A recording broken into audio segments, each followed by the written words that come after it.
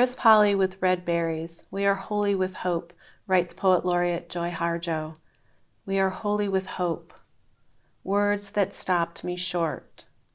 Are we, holy with hope in a world with out-of-control wildfires, devastating floods, children in cages, families in exile, corruption, abuse, the list goes on.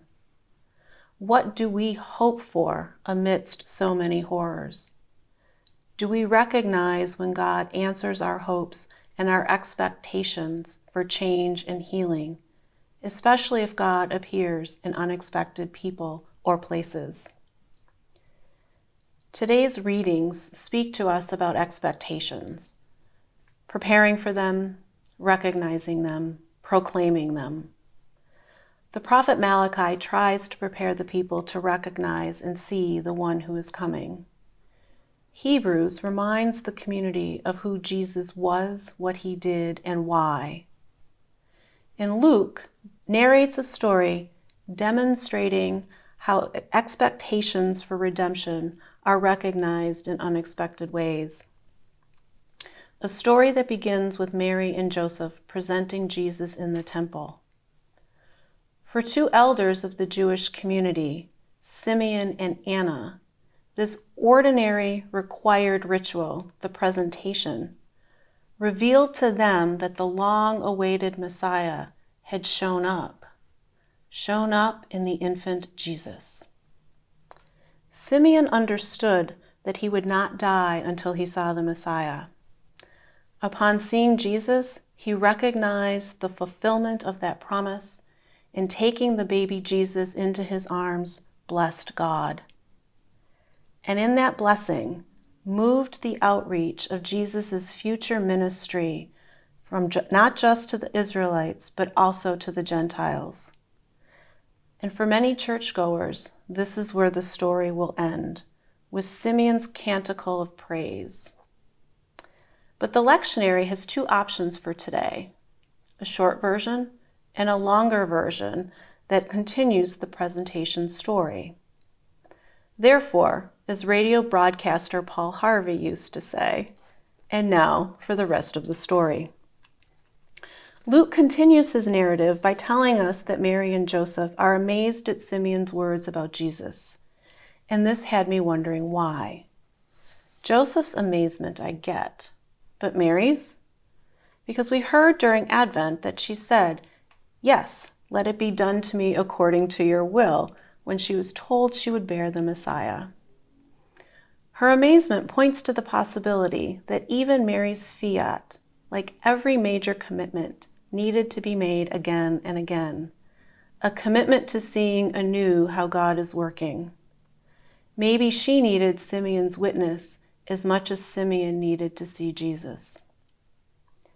Additionally, in the story we meet Anna. Anna is easy to overlook since Simeon seems to have the larger role, a speaking one. And paying attention to how Simeon, with the speaking role, proclaims Jesus as Messiah, we might miss how Anna, the quieter presence, also proclaims Jesus as the Messiah.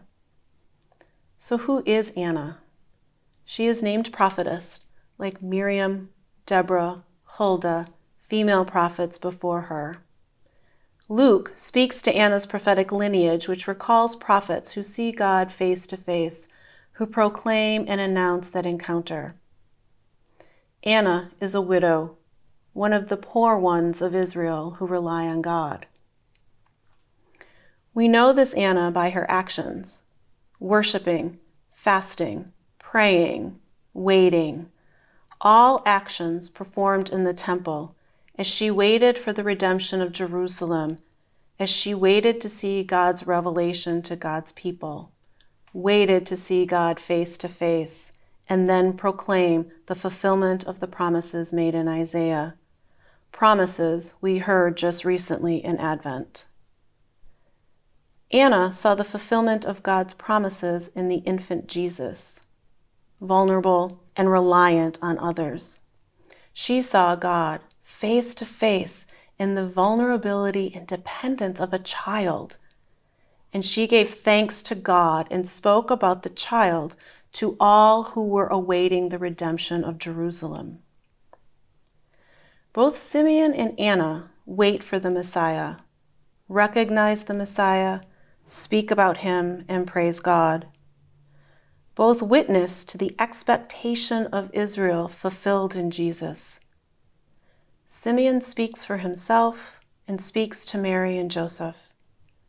Anna goes and speaks to the community and whomever will listen about the infant Jesus.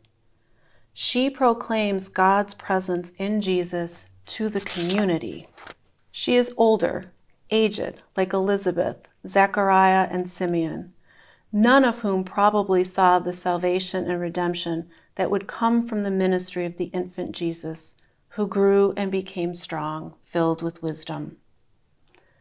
What does the presentation and revelation of God, as witnessed by Anna, mean for us today? Anna challenges us when we are tempted to despair and lose hope.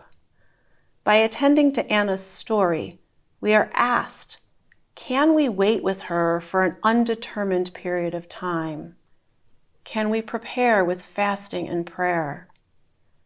Can we develop a willingness to see the infancy of God's promises being incarnated into the world, a world awaiting and needing restoration, reconciliation, redemption, and peace?